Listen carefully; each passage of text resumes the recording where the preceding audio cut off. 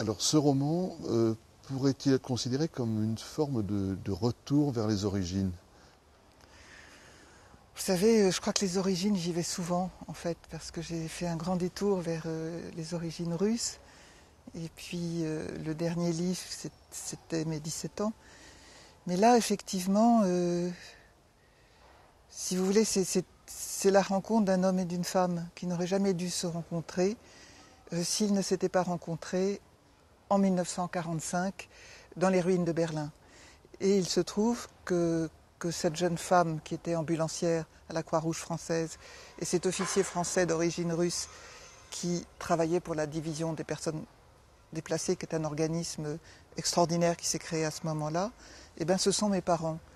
Et c'est pas pour remonter aux origines, c'est parce que je trouve le cadre, d'abord, Berlin en ruine en 1945, c'est-à-dire tout de suite après l'entrée des Alliés, car ces deux personnes sont avec les Alliés, est déjà un cadre romanesque énorme, et cette immédiate après-guerre aussi, et ces deux personnes, personnages très romanesques en eux-mêmes, ce seraient vos parents, ça m'aurait tout aussi intéressé, ben, ils sont les miens. Donc effectivement, pourquoi aller ailleurs alors que j'avais ça sous la main, si je puis dire, mais sans doute fallait-il que le temps passe aussi pour que j'y revienne. Alors précisément, nous sommes à Berlin en 1945, dans un des pires champs de ruines d'Europe, et il y a non seulement les deux personnages principaux, mais tout leur entourage qui témoigne d'un formidable appétit de vivre et de rebâtir de toutes les manières. Oui, mais aussi peut-être il faut que je vous précise que ces deux personnages et leurs amis, le livre leur est dédié, appartiennent à deux groupes qui ont travaillé ensemble. C'est la Croix-Rouge française et la division des personnes déplacées qui a été créée spécialement pour retrouver les milliers de Français qui étaient en fait dans des camps soviétiques parce que soit c'était des Français, des ouvriers français obligés de travailler au STO, service obligatoire du travail imposé par les Allemands, et donc considérés comme des Allemands par les Soviétiques, soit les milliers aussi d'Alsaciens lorrains qui ont été obligés d'être enrôlés par les Allemands, qu'on appelait les malgré nous, et tous ces gens-là, tous ces Français, étaient dans des camps soviétiques et il fallait les retrouver. Donc ces deux groupes, cette division des personnes déplacées, ce sont des officiers français, et la Croix-Rouge française travaillait au 96 Kurfürstendamm, et ils avaient à peine, les plus âgés avaient 30 ans, c'est-à-dire la chef de la Croix-Rouge, Plumette, elle en a 25. Et il y avait une telle reconnaissance d'être en vie, qu'ils ont épousé cet idéal tout de suite, c'est-à-dire de retrouver ceux qui avaient encore une chance d'être retrouvés et donc de vivre. Et effectivement, ils l'ont fait avec la joie, et la joie de vivre de ceux qui ont survécu, particulièrement Via, c'est-à-dire mon père, qui a été prisonnier dès les premiers moments et qui a passé toute la guerre dans un camp de prisonniers allemand relativement bien traité puisqu'il était d'origine russe et donc il était en prisonnier avec les soviétiques, donc il était traducteur.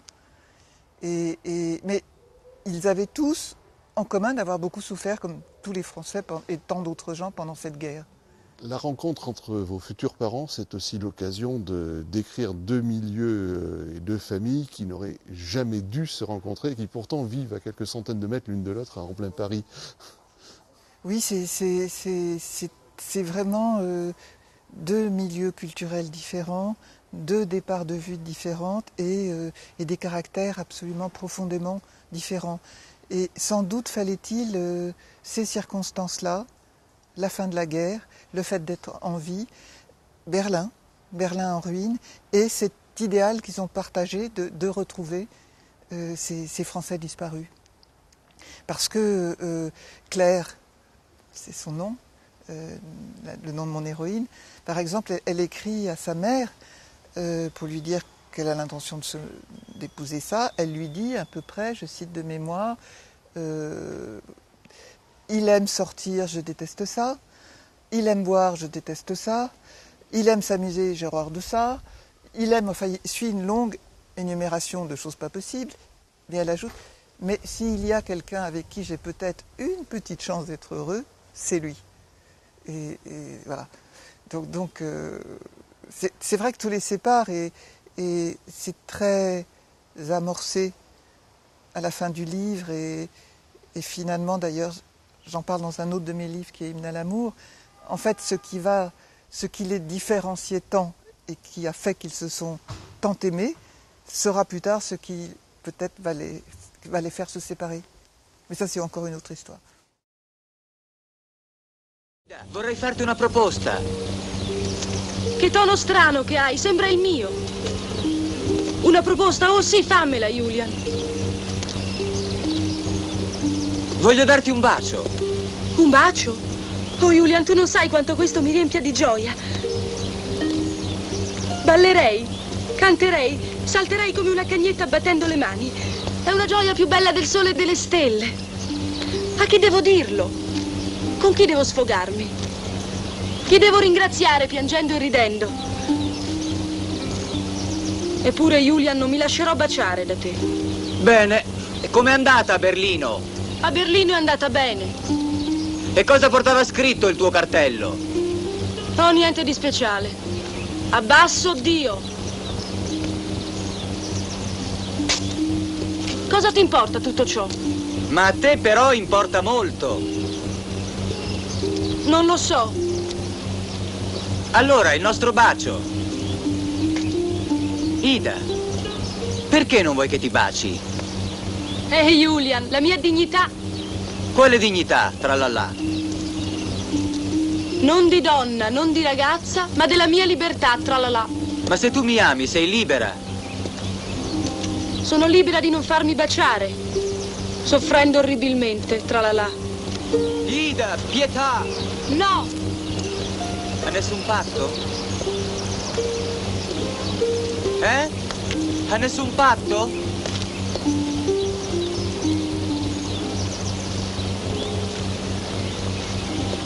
Mi lascerò baciare se tu mi confesserai. La verità vuoi dire su ciò che ho fatto mentre tu... Sì, ciò che hai fatto mentre ero là. È ciò che faccio sempre quando sono solo. E tu credi che voli con gli aquiloni là sopra le ville di Godesberg? E di che si tratta? Ho 25 anni e 5 mesi. E lo sai? Non ho mai baciato una donna! Questa è grossa. Con tutto il mio pacifismo e la mia polemica contro la Germania opulenta, con tutto il mio anticlericalismo e con tutto il mio culto per il libero amore e con tutto ciò che mi unisce a centinaia di migliaia di giovani più progressivi del mondo, Julian, lascia che mi scandalizzi e forse anche che rida. Ridere è proprio questo che devi fare. Ed è per questo che vorrei essere un SS. E massacrarti con il mio segreto. Avanti, baciami. Ormai no. Perché no? Mi arrendo, vedi? Trallallera. La voglia di baciarti, come vedi, mi ha fatto venire la voglia di ammazzarti. Tralala. Credi che anche a ciò non sarai disposta? Lo chiedi a me? Io ormai lo so. Non ti bacerò. Non ti ammazzerò. Perché io amo... Chi? Non c'è un chi, c'è soltanto il mio amore. Cara cavia, sei libera. L'ultimo infame esperimento è fatto. Anne Wiazemsky is an unforgettable presence in French cinema from the 1960s on into the 1970s. An actress and writer who began her acting career playing Marie, who bonds lovingly with a donkey in Robert Bresson's O Hasard Balthazar. From a unique pedigree, her father was a Russian prince and diplomat, her mother, the daughter of Francois Mauriac, who won the Nobel Prize in Literature. French film director Jean-Luc Godard was a great admirer of O Hasard Balthazar and Wiazemsky. who he became involved with romantically and artistically. They married in 1967, and she starred in several of his films, including Weekend, La Chinoise, 1+1. She also appeared in two of Pasolini's films, Teorema and Pigsty. She was a novelist. Among her books were A Young Girl, Canine, Une Poignée de Gens, Hymne à l'amour, and 1 Year After. Anne Wiazemsky succumbed to breast cancer at age 70 on October 5th, 2017.